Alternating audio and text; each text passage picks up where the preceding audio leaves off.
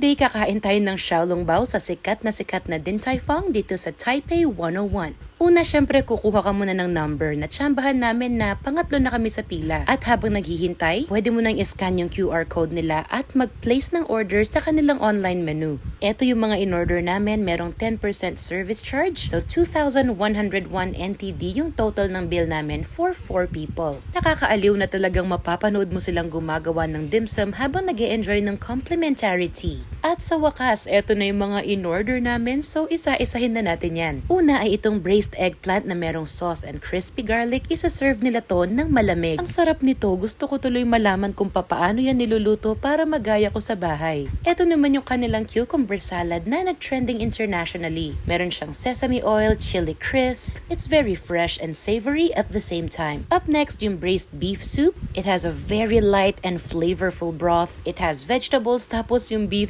sobrang tender. Dalawang klase ng fried rice yung in-order natin. Yung isa, vegetable and mushroom fried rice with egg. At yung isa naman ay shrimp fried rice with egg. So far, tuwang-tuwa kami sa mga in-order namin. Yung mga fried rice nila, malasang-malasa. Sinabayan ko pa nga nitong braised eggplant at maraming chili oil. For the main event, meron tayong 3 klase ng dim sum. Una, yung steamed shrimp and pork siomai. 10 pieces yung laman ng bawat isang order. And grabe, unang kagat, happiness agad. Up next, eto naman yung shrimp and pork wonton soup. Hindi ko maintindihan, tama ba yung sinerve sa amin kasi wala namang sabaw. Pero anyway, kinain pa rin namin and the dumplings are really good. If you ask me, I'd say worth it yung pila dito sa Din Tai Fung. Lastly, ito yung ating pork xiaolongbao. It's really tasty and I love the broth that oozes out of it. Talagang nasatisfy yung dim sum cravings namin. If you're planning to visit Taipei and you love dim sum, i-add nyo to sa itinerary nyo. Up next, manunood tayo ng sunset at magkakape sa taas ng Taipei 101.